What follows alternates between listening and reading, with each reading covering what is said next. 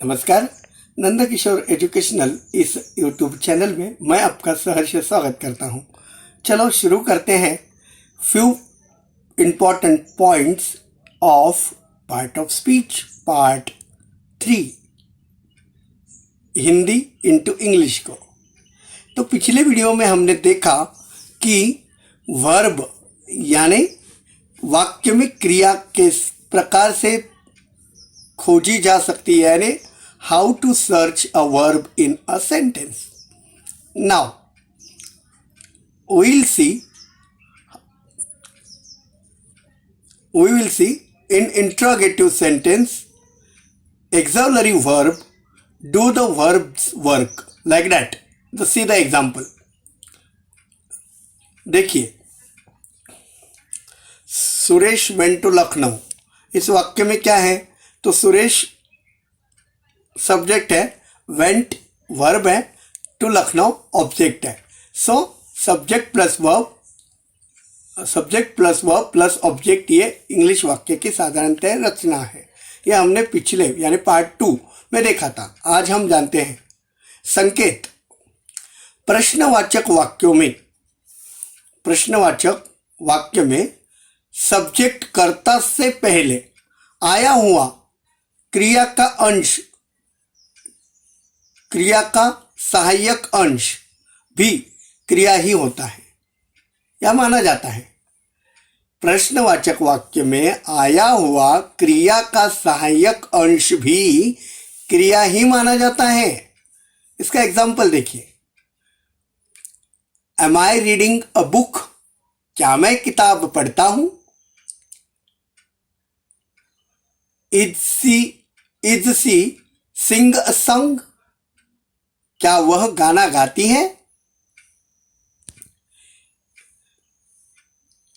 इस प्रकार के वाक्यों को आप देखकर पहचानिए और इनका संग्रह कीजिए। अब हम देखते हैं part 5 adverb, modifying word. Adverb परिभाषा। एडवर्ब वह शब्द है जो क्रिया की विशेषता बताए या क्रिया के बारे में अधिक जानकारी दे। इस शब्द को कहते हैं एडवर्ब। एडवर्ब यानी क्रिया विशेषण जो, और अंग्रेजी दृष्टिकोण, व्याकरण के दृष्टिकोण से इसकी व्याख्या क्या है? तो नाउन व प्रोनाउन यानी संज्ञा तथा सर्वनाम विस्मयादि बोधक अवयव को छोड़कर अन्य सब पार्ट ऑफ स्पीच की विशेषता प्रकट करे। Definition in English: an adverb is a word that modifies anything except noun, pronoun और interjection। एग्जाम्पल देखिए, क्रिया विशेषण का एग्जाम्पल क्या है? सो देखिए, यह क्रिया विशेषण वर्ब्स को कैसे मॉडिफाई करता है। सेंटेंस देखिए, ही राइट्स करेक्टली, वह अच्छे से लिख रहा है, यानी बिना गलती किए लिख रहा है। राइट्स करेक्टली का मतलब क्या है? मॉडिफाइज वर्ड है वर्ब। वर्ब वो क्रिया किस प्रकार से कर रहा है कि बिना गलती किए वो लिखने की क्रिया करते जा रहा है। You are very good boy. Modifies word adjective, यहाँ पे मॉडिफाई किया है एडजेक्टिव को, गुड यह शब्दों को मॉडिफाई किया है। वो कैसा लड़का है? Very good. You are very good boy, but तुम बहुत अच्छे लड़के हो। ये देखते हैं अभी प्रीपोजिशन।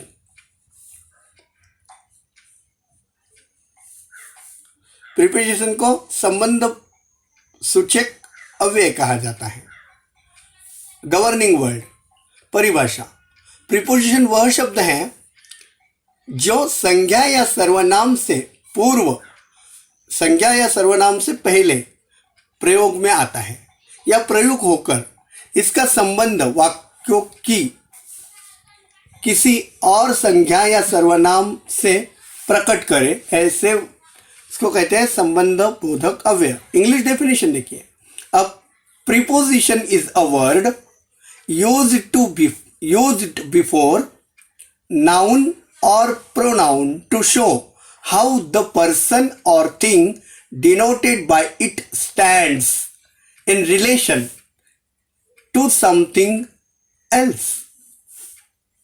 जैसे the book is in the bag. Book कहाँ पे है? बैग में है.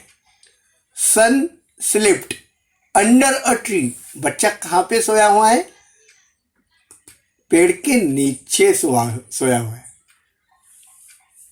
आइए अब जानते हैं कंजंक्शन. Connecting word. परिभाषा. कंजंक्शन वह शब्द है जो दो शब्दों, दो वाक्यों या दो उपवाक्यों को जोड़े. इससे कनेक्टिव भी कहते हैं. Definition in English. A conjunction is a word used to join two words, clauses or sentences. जैसे Ram and Hari came here.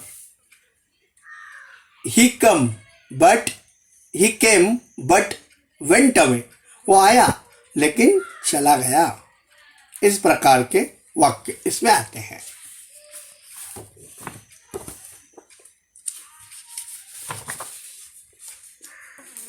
अब हम देखते हैं part of speech. Last part, interjection, exclamation. परिभाषा. इंटरजेक्शन यानी विस्मयादि बोधक वह शब्द है जो हृदय में अचानक उठने वाले भावों को प्रकट करे. जैसे यह सेंटेंस देखिए. Hurrah, the game is over. Hurrah, the game is over. इस प्रकार के वाक्य इसमें यानी विस्मयादि बोधक वाक्य में आते हैं. इस प्रकार और एक इसका एग्जाम्पल देखिए. Bravo, you did well. चलो अब मैं आपके लिए एक एक्सरसाइज देना चाहता हूं. एक्सरसाइज को ध्यान से सॉल्व कीजिए.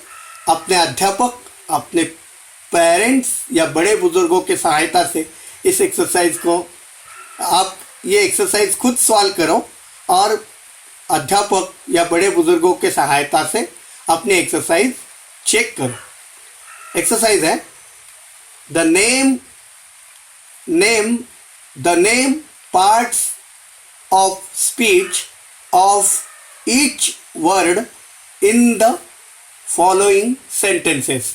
माने आपको यह करना है कि नीचे अभी कुछ वाक्य मैं बताऊंगा, वह वाक्यों में पार्ट ऑफ स्पीच यानी संज्ञा, सर्वनाम, विशेषण, क्रिया, संबंध बोधक अव्यय, समुचय बोधक अव्यय या विस्मयादि बोधक अव्यय, इनमें से कौन सा शब्द है वो आपको ढूंढना है इन सेंटेंसेस में.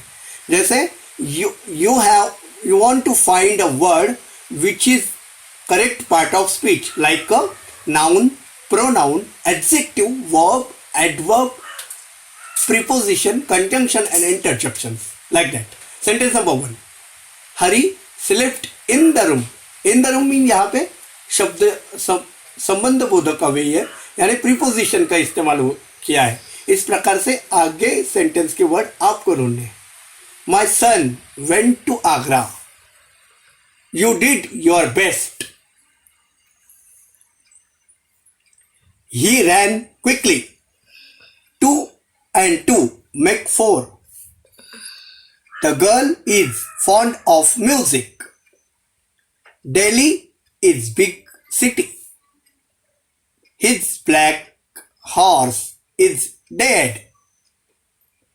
You run very fast. Radha is very lazy. The kite flew in the sky. This boy is clever. 5 men will do it. Bring me a pen. He taught me Hindi. Make less noise. Make less noise. This news is good. Fight like a hero. Shillod is a small town. धन्यवाद। ये exercise को आप solve करो और अपने अध्यापकों की सहायता से इसे करेक्ट करो। धन्यवाद। मिलते हैं।